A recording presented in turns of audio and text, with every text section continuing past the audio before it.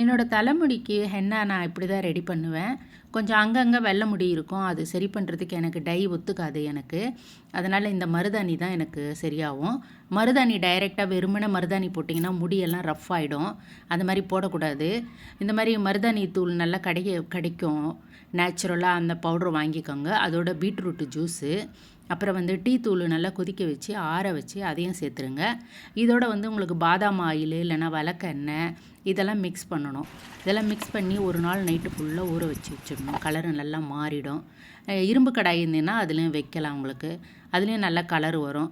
அதுக்கப்புறம் முதல்ல இதை போடுறதுக்கு முன்னாடி ஃபஸ்ட்டு ஒரு நாளைக்கு முன்னாடி தலையை நல்லா வாஷ் பண்ணிடணும். வாஷ் பண்ணதுக்கப்புறமேலிட்டு இதெல்லாம் போட்டு உங்கள் உடம்புக்கு ஏற்ற மாதிரி 1 மணி நேரமோ, அரை மணி நேரமோ, இல்லை 1.5 மணி நேரமோ அந்த மாதிரி வச்சு ரெகுலராக வச்சுருந்தீங்கன்னா அந்த கலர் வந்து வெள்ளை முடி இருக்கிறது எல்லாமே கலர் மாறிட்டு சூப்பராக இருக்கும். பார்க்குறதுக்கு ரொம்ப அழகாக இருக்கும். கலர் அடித்த மாதிரி இருக்கும்.